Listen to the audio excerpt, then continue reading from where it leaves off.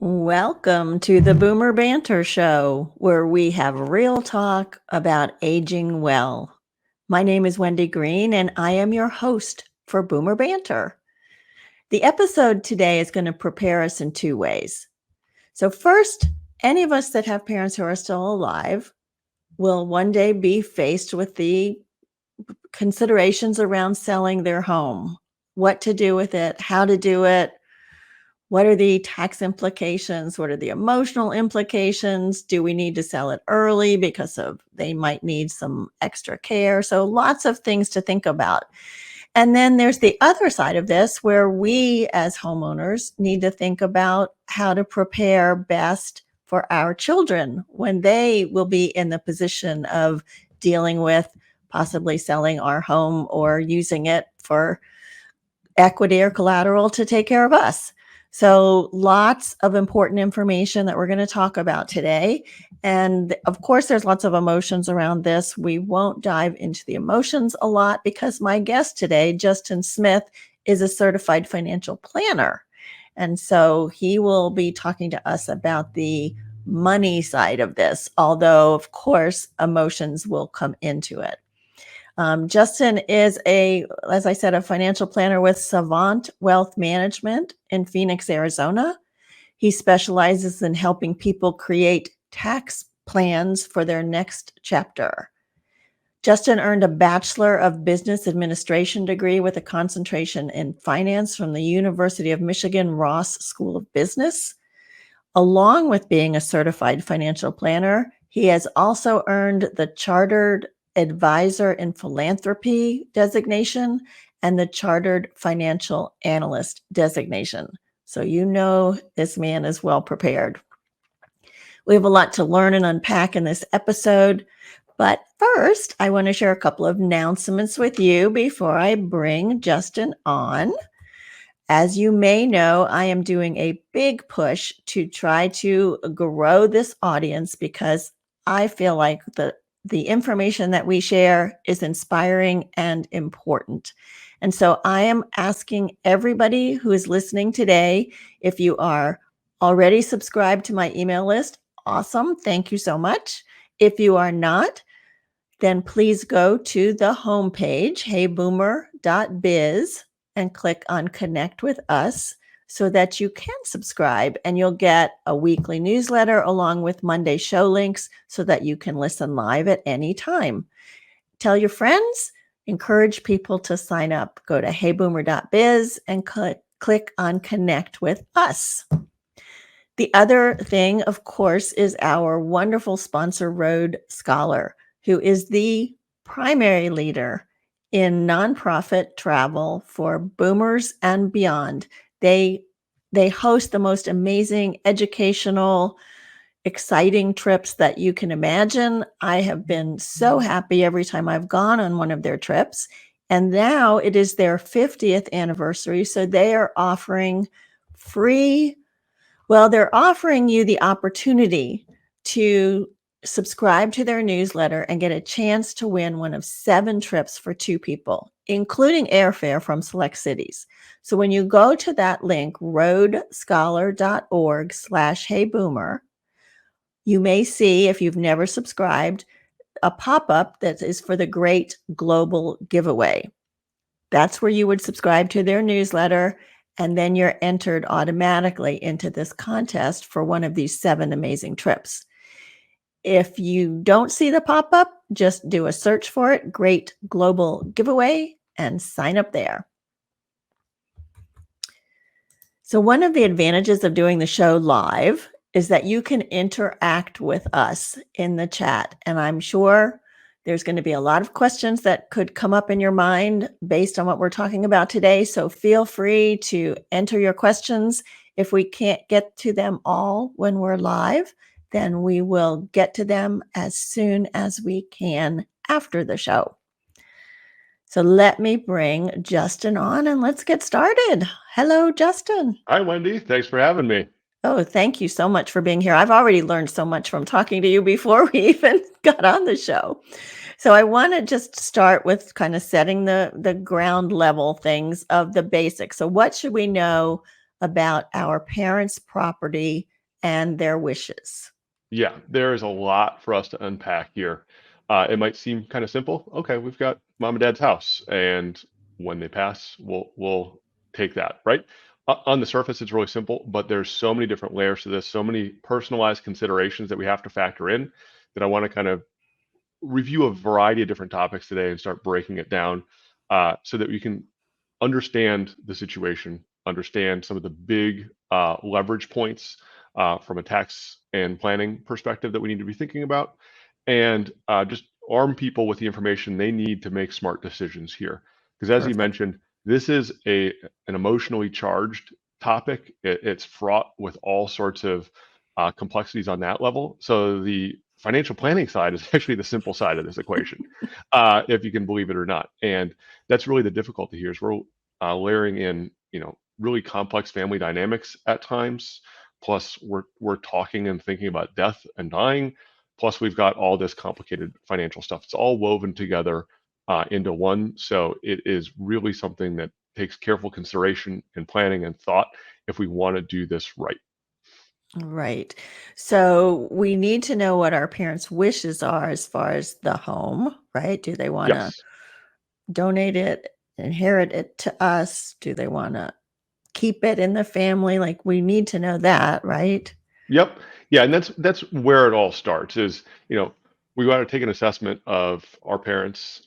What do they have? What resources are available to them? What might they need for the rest of their life? Mm. How much are they going to be relying on those resources? And then ultimately, where do they want them to go? And I see this a lot in my practice. Many of my clients are in their 60s, which means their parents are in their 80s and 90s, and they're dealing with this stuff on a daily basis, practically. So I see this a lot, and I've seen a number of ways this can go really well. And of course, I've probably seen my fair share of ways where it didn't necessarily go as well as it could have. And I think the through line here is the more preparation and planning we can do ahead of time, the better this is going to be. Again, there's still complicated things we're dealing with, and we can't always make the best of these situations because, again, they might be difficult. We're talking about death and dying and aging and potentially long-term care as well. Those are difficult subjects, but we can at least make the best out of the situation with careful and thoughtful planning. So It, you actually mentioned exactly where we want to start. Where are they at right now? What resources do they have? And where do they want to kind of go over these next years? right. And you mentioned, we need to know what their resources are. So if our parents are in a situation where they may need the equity in their home for either in-home care or to move into an assisted living facility, what are the thought processes we need to go to around that decision? Yeah, so I think I always like to start with, again, let's start with the resource side of the equation. Start putting together kind of a balance sheet of what do they own? Bank accounts, investment accounts, retirement accounts, uh, real estate, et cetera. Really get an understanding of those resources that they have available to them, along with social security, pensions, other things like that. So you can understand what resources are available to them. How much cash flow do they have coming in every month? And then from there, you can start assessing what their needs are. This is what, they probably have a decent idea of what their current stage in life, what they need on either monthly or annual basis to make things work. Maybe Social Security and pensions and maybe some from the investments covers that. But we need to start planning for the next phase and the phase after that. Like you mentioned, this is often a continuum. It might be in-home care for a couple of years. Then it might be moving to an independent living or assisted living type of community. And then it oftentimes might end in a full-time care or nursing type care situation. So we need to Mhm. kind of map out what that timeline might look like along with the costs, because oftentimes those costs can amp up and elevate for each level of additional care we're talking about. And so Sure. it's really difficult to plan, right? Because we don't know exactly how somebody's health is going to play out. Is this something that might last 2 years or 10 years or anywhere in between? We're seeing people that end up in maybe need memory care, or Alzheimer's and dementia patients need an extended amount of care over 5+ years, and Mhm. with very high costs of care as well. So there's Yeah.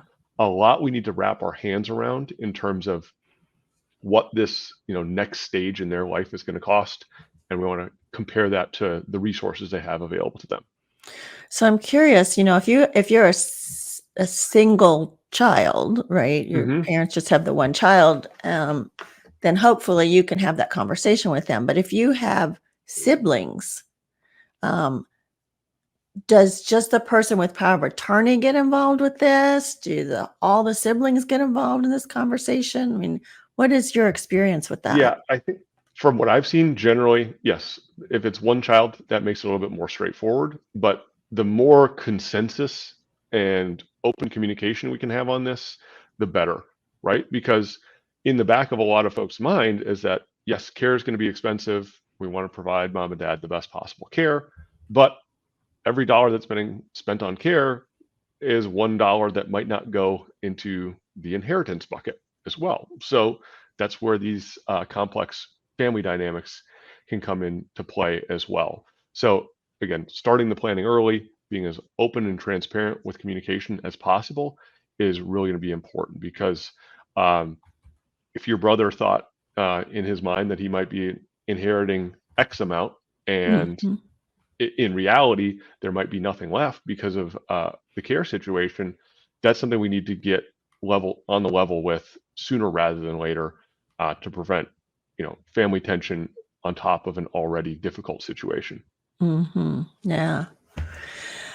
So I want to ask you about transferring ownership of the Hmm. home. So I was reading something that siblings can inherit a home as joint owners, such as through a quit claim deed, or they can inherit jointly through a will or a trust.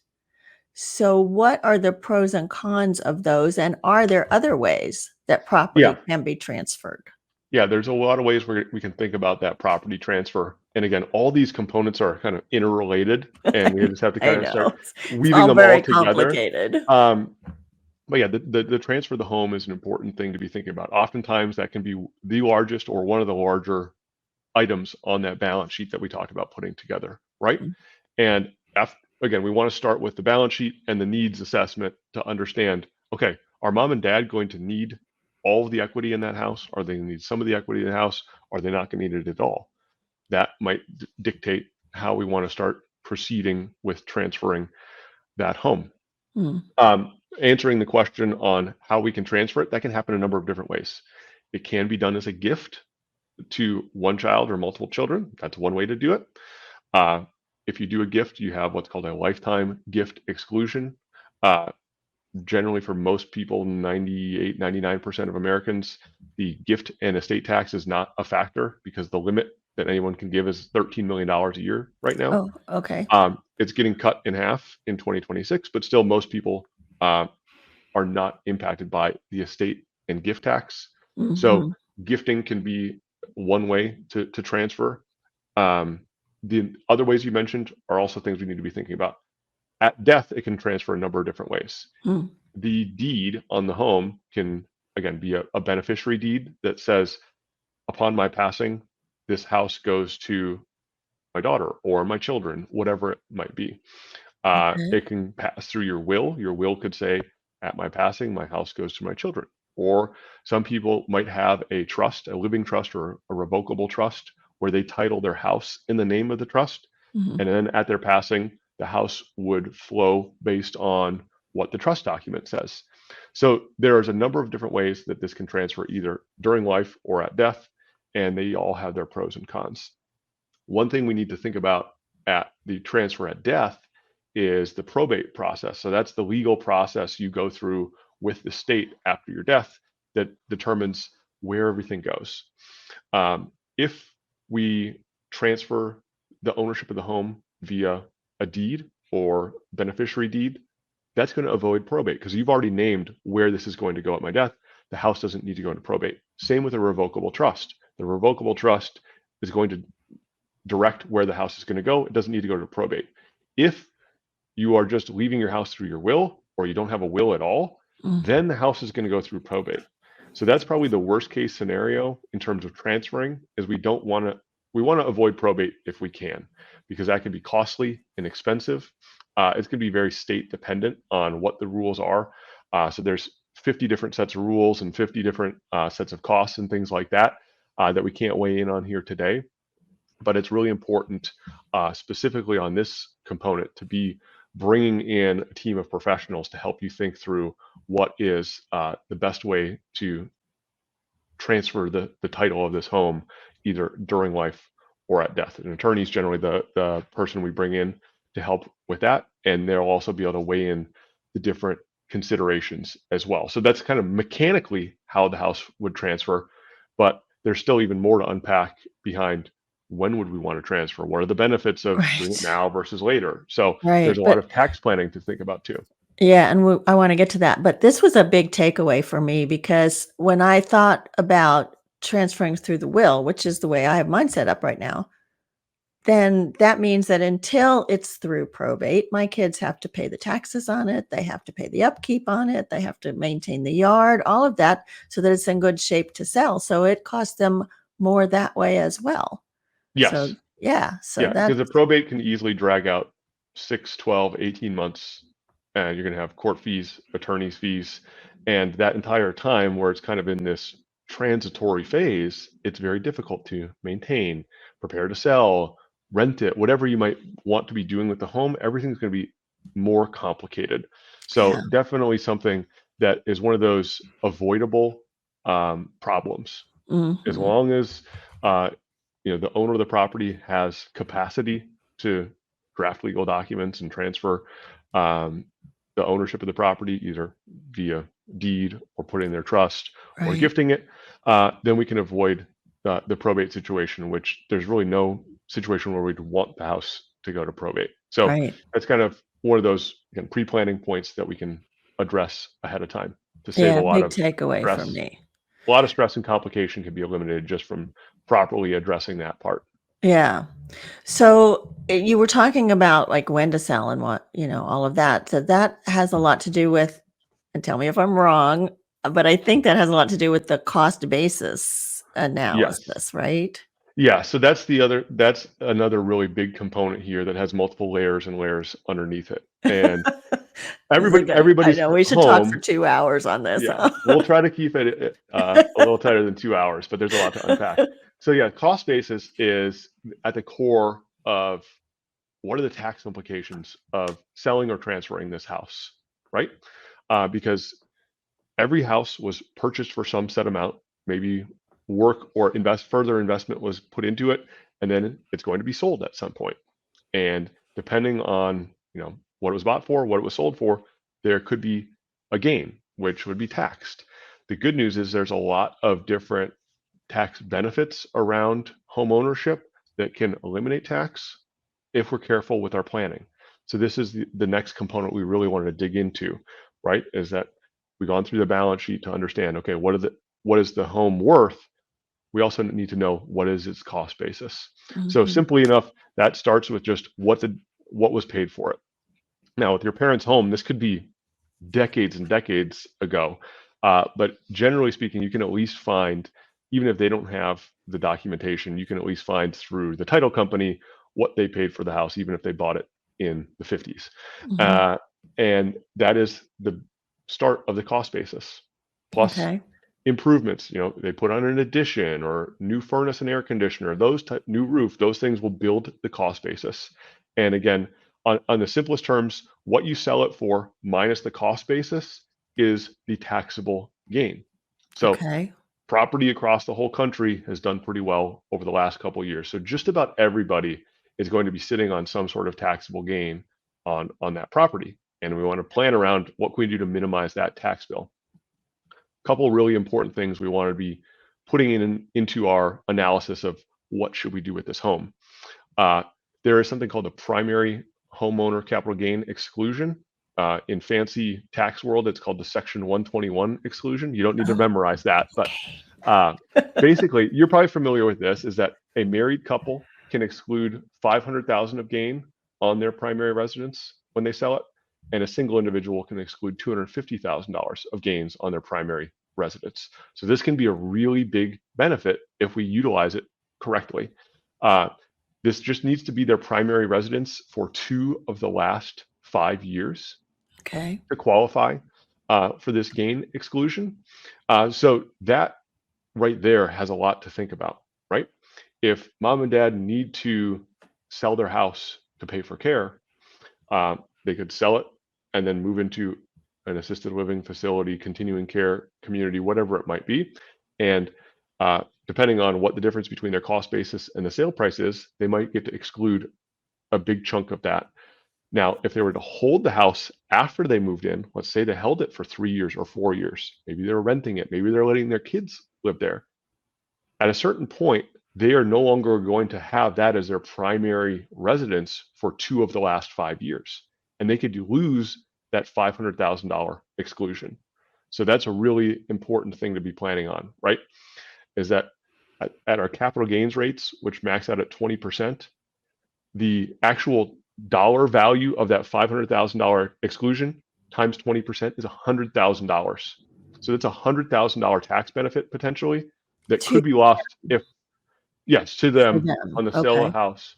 Okay. So they need to be thinking about that carefully. I've seen this go awry again, where mom and dad move out of their primary residence, but then they rent it out, or the kids move into the house. And if they need to sell it 4 years, 5 years, 6 years down the road, they've now lost that primary residence exclusion. So that should be in the mix of what we're thinking about is let's make sure we're going to capitalize on that exclusion if we're going to sell the house. And then there's another tax benefit that comes into play as well, which is called the cost basis step up. So when somebody holds a property or other investment asset, whether it's real estate, a stock, etc., when you pass away, you get something called a cost basis step up. So even if you bought that home in California in the 50s and it's gone from $50,000 to $2 million, at your passing, the cost basis steps up to the current value. So that can be a huge benefit to the next generation, right? If there's millions of dollars in gains in the property, it would be tax prohibitive potentially to sell it during life. But if you hold it until they pass away, the cost basis steps up to the current value, which means the capital gains essentially get wiped away. So if you're dealing with a property that's significantly appreciated above and beyond that exclusion, you might be wanting to think about, does the cost basis step up something that we want to capitalize on? So that can be very impactful, save potentially hundreds of thousands of dollars. Okay, so if the house hasn't appreciated like significantly, in your words, and your parents decide they need to sell it to move into assisted living or something like that, continuing care, then they can reap the benefits of that cost basis, that primary residence. Yeah, there's so there's that 2 helps. different things. So I'm just trying to see if I understand. So that helps them, and it could help the inheritors as well, because now there's extra cash that has gone into their account, right? Yes. So the cost basis step up is going to primarily benefit the next generation because it only happens at death. Right. But if my parents have a home in that situation and they need to move out for whatever reason, does it matter that it was not their primary residence then for the next couple of years? Not for the cost basis step up. No. Not for the cost basis step up. Yeah. So again, if they were going to move out and you wanted to hold the house long term, as long as they didn't need it, you could use the cost basis step up to wipe away the taxes. What you'd want to avoid is having to sell the house in year 5 after they've moved out. That might be kind of like the worst case scenario. So if they're still alive. Yes. Yeah. So you either want to sell it with the gain exclusion, or you want to wait until passing to get the cost basis step up. And just to add extra complication on this, the cost basis step up is going to depend on what state you live in as well. So there are 9 states in the country that are community property states. California is the most prominent of that, along with Texas, Arizona, where I'm at. So a lot of the states on the West Coast are community property states, and they actually have an additional benefit when it comes to cost basis step up. So let's say you have a married couple in a common law state, so the other 41 states, if husband and wife own the house, and let's say there's, to make the math really easy, let's say there's $1 million of gain on the house because they've held it for a really long time. And husband passes away first because statistically that's what happens. His half of the house would step up, but the wife's half would not step up. So we'd wipe away some of the gain, but not all of it. In a community property state, they hold that house together as community property, and the entire thing steps up at the first death.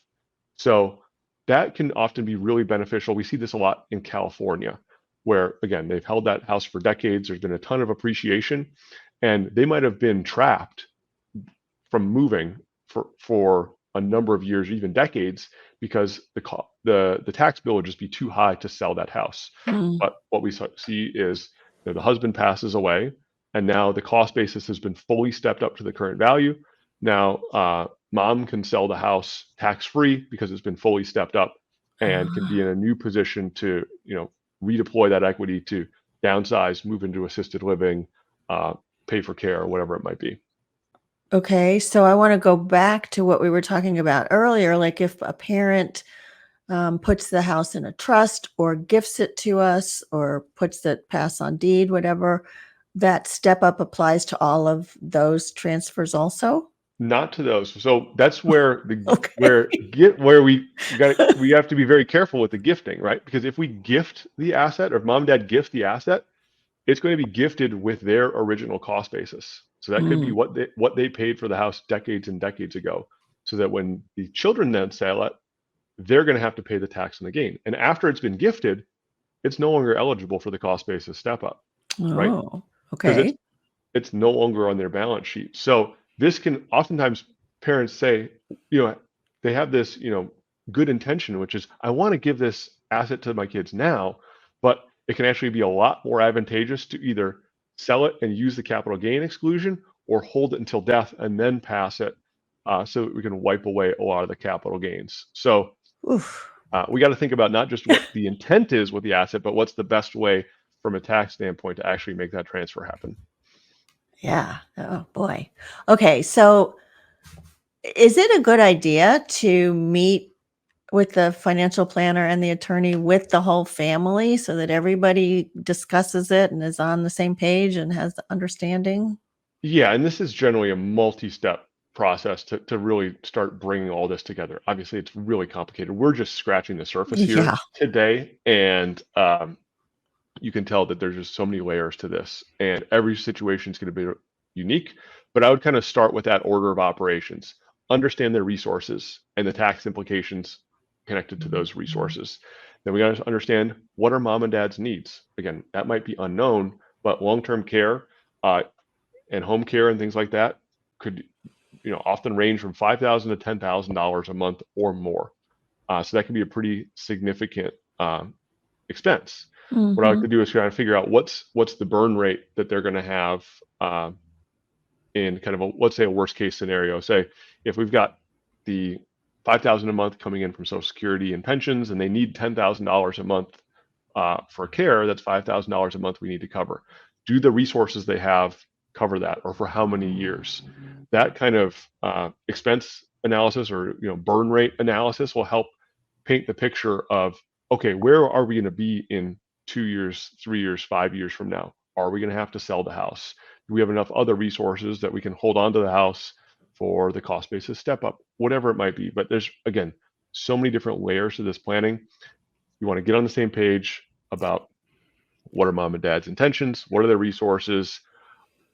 Let's make sure the next generation's all in line, and then start, again, assembling that team of trusted professionals to help you make really smart decisions, and also it can help take the temperature down in the room a bit as well.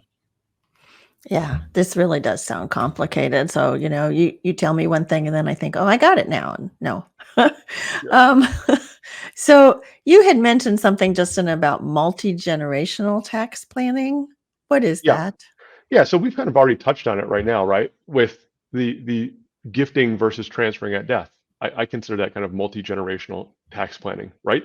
Mom and dad could sell the house now. If it's under the gain exclusion, they could sell the house now for no tax. If they gift it to you and then you sell it tomorrow, you're going to be faced with a huge tax bill.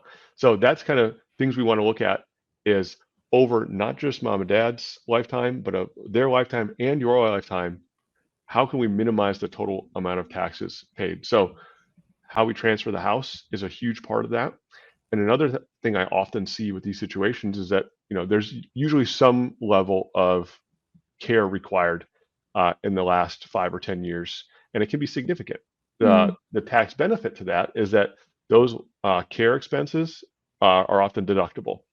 And like we said, it's not uncommon for people to be spending $100,000 a year or more in the last couple of years on care.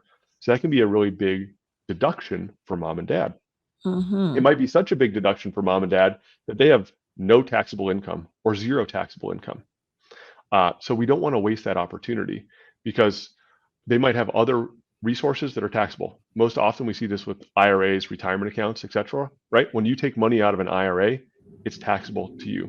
When it gets passed down to the next generation, uh, the kids are going to have to take money out of that IRA over the course of 10 years, and that's all going to be taxable as well. So you would rather have mom and dad take the money out now earlier than they have to out of those retirement accounts because they have the big deductions from medical Mm. expenses, Okay. and they can just hold on to the cash even if they don't, you know, not necessarily going to need to Needed spend to, it, but take yeah. it out, recognize as much taxable income to offset, to use up the deductions they have, so that when it does eventually pass to the kids, especially those retirement accounts pass to the kids, we've kind of tamped down the tax burden as well. Because that's what we see a Okay. lot is that mom and dad might be paying zero tax, and the next generation, they're probably in their 50s and 60s. They might be at the highest tax rates of their life. They might Right. be paying 30% or more. So 0% is a lot better than 30%. Let's try to tip the scales, level that out, and think about really smart ways that we can manage the tax burden over multiple generations. Right. So if I'm understanding you, they're taking the money out more than the required 4%, more than that required minimum distribution. Mm-hmm. They're quote unquote paying the taxes on it, but they have the write-off for all their health Yeah. care needs. And so they're just squirreling that money away. Yep. Yeah. And just put it Okay. into a bank account or brokerage account, Okay. and just get it out of the IRA so that, Uncle Sam gets his hands on it once, and now it's out of that retirement account. Because again, even if it's 0%, or if they're in the 10 or 15% tax bracket, it's still better than the next generation inheriting and paying potentially 30% or more. Right. That's interesting. Okay. Now, what about the situation where you might have siblings and one of them decides they want to buy mom's house? Yep, we see that a lot. That again probably adds all sorts of additional layers of complication onto it. Right. All right, so sister wants to buy the house. We got to figure out how is she going to pay for the house, right? Is she going to uh, pay cash for that right now? Is she going to use other inheritance resources to pay for that? Sometimes we see this, we trade different pieces of the pie. You get more bank accounts, so this person gets more house. We can see that kind of trading going on. But that still plays into the overall tax strategy too of what's the most advantageous way to transfer this, right? Mhm. It might be best to let the cost basis step up occur and then divvy up the assets opposed to buying and selling the house on a interfamily basis. Again, that there's just so much complexity and complication there, and we want to make sure that it's an equitable outcome for the next generation as well. There's so much to think about, Justin. Um, so if you don't have a financial planner, like how do you get this kind of information? Um, oh, unfortunately, a lot of people just don't. They are just kind of going blind through the situation, and they find themselves in probate with unnecessary headache and family drama and expense, um, because there's a lot to learn here, right? It's a And lot. this is stuff that professionals like me and attorneys and accountants, we spend our entire careers learning all the rules and staying up to date with all the next, the constantly changing rules as well. So I think that's really, even if it seems like a relatively straightforward situation, any money you invest working with professionals is going to be money well spent in terms of uh, potentially missed opportunities or probate expenses that could be incurred, family drama that could be incurred.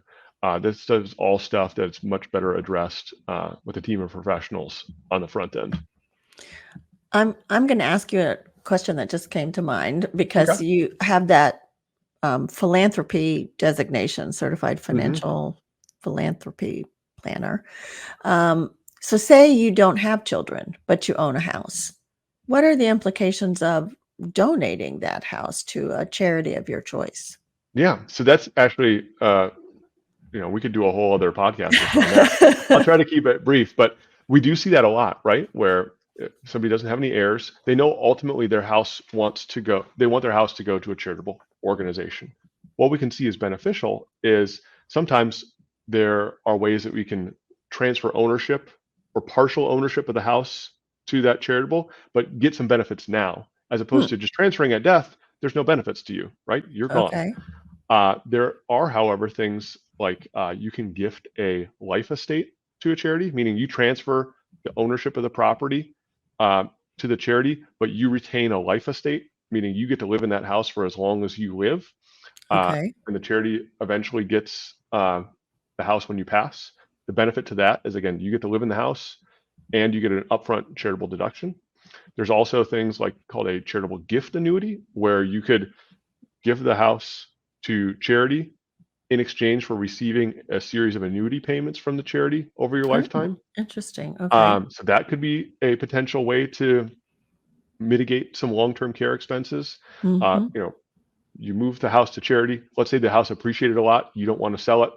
Uh, you're past the gain exclusion. Using that charitable gift annuity helps kind of stretch out and defer the gains. You get a deduction up front. You get a stream of income. So there's a lot of different ways that we can think about that as well. And even if you do have children, a lot of people with children still have charitable intent as part of their estate plan. And Hmm. that goes back to understanding the whole balance sheet. What are all the resources we have, and what would be the most advantageous ones to leave to charity versus the most advantageous pieces to leave it to children? How do we weave it all together? So again, each layer is, they're all interconnected, and each little component we add makes it a little bit more complex, a little bit more dynamic, and just ramps up the stakes, if you will. Yeah. Yeah, we could do 5 or 6 shows on this. There's just so much to know. And I certainly have found that you know so much. I really appreciated that. Um, if you could leave 2 or 3 or even 4 takeaways, like what's the first 3 or 4 things that someone should do when they're thinking about preparing their home or preparing themselves for this inevitable Yeah. So I think stage? the first step is kind of getting the family all on the same page, getting them aligned. And concurrent with that, we've kind of got the soft side and the hard side of that. The soft side is just setting expectations. What does the next chapter look like for mom and dad? What are their expectations? What do they want to leave? And then we need to go through the dollars and cents side again. What are the resources? What are the tax implications? And what are the costs and needs required there? That's kind of that basic fundamentals that we need to understand. That maybe you can do just on your own, depending on the overall complexity level. But once you get that, you understand the chessboard that you're working with, then it's probably time to bring in a team of professionals to help assess and guide the situation for you. Because even on a basic chessboard, there's still a lot of, there's almost an infinite number of moves, right? And as we start adding in multiple children and mom and dad with different care needs and high tax implications of these different resources and maybe charitable intent, that chessboard starts to get really complicated really quickly, which is where Mhm. it makes sense to bring in a professional. So I think that would be where I'd get the first step to get started is get all the pieces laid out on the board, and then bring in some professional guidance to help spot all the different potential moves that are available to you. And that is a financial planner and an attorney. Is there anybody else? Uh, your accountant might be able to be part of that team, probably going to be some level there. And sometimes, depending on the specific situations, you might need all three. In some situations, you might just need an attorney. It really depends as well. And what I see my role in this is being the quarterback, if you will, that sees the entire playing board and understands all the different moves. Now, if the house needs to get retitled into a trust or we need to redo the deed, we're obviously going to bring in a licensed attorney for that. And when it comes to preparing the tax return, we're going to bring in the accountant for that. But what you really need is that quarterback or the person that can see the whole playing field, the whole chessboard, if you will, and Mhm. understand where the pieces should be moving. I've always wanted a quarterback on my chessboard. Yeah, I'm mixing my analogies a little bit, but Yes, you are. I should stick to football. So if you want to get in touch with Justin, he has given us his email address, which is jsmith@savantwealth.com. These will all be in the show notes. He also has shared his LinkedIn address, which I'm not going to read live, but you can see it here and it will be in the show notes. And you can find him if you just wanted to search on LinkedIn. It's Justin D. Smith, right? That's what we Yep. figured out. Justin D is D. in Smith. David. There's a handful of Justin Smiths out there. If you look for Justin D as in David Smith at Savant Wealth Management, you'll find me. Yeah. So he's a great resource. I tell you, I haven't been able to ask him one question that he didn't have some good information on. So thank you for that so much, Justin. Thanks for having me, Wendy. This is great. Yeah, We just barely scratched the surface, but I hope this was valuable. And again, helping you find your way through this, complex and fraught topic. There's again so much to be thinking about, and hopefully this gave people at least a starting point to get started on this journey.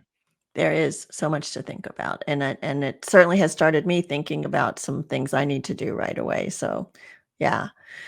If you want to continue to get notified about information like this show, you can just go to heyboomer.biz and click on connect with us. And then you will be notified every time we have a new show and what's in the newsletter. And you can also go to roadscholar.org/heyboomer. You can check out their trips. You can sign up for that great global giveaway. Um, Everybody should do that. 7 amazing trips. So it's roadscholar.org/heyboomer. All right, so we're going to continue our talk about financial topics next week. We'll be talking to Richard Eisenberg, and Richard is the former editor for the Money and Work channel of Next Avenue. He was a guest a couple of years ago, and now he's back. He also has a podcast called Friends Talk Money, which is really interesting. And he's going to talk to us about managing money in the second half of life, making it last for the long term. We're going to talk about the strategy and uncertainty around Social Security and Medicare and strategies for saving for our grandchildren's college and how best to do that. So continuing to expand our understanding of the financial aspects of our life, which was a great start with you. Thank you, Justin. Thanks for having me. Yeah, Richard will be great too. I've always enjoyed reading his stuff, so there'll be plenty to unpack there. For sure. Yeah. So each episode of Boomer Banter is an invitation to listen, learn, and apply the wisdom gained from that episode to your own life. The path ahead may not always be easy, but it's traveled best with support and shared insights. The Boomer Banter Show is produced by me, Wendy Green, and the music that you heard at the beginning was written and performed by my grandson, who is also a student at the University of North Carolina School of the Arts. Thank you so much for listening, and we will hopefully see you next week.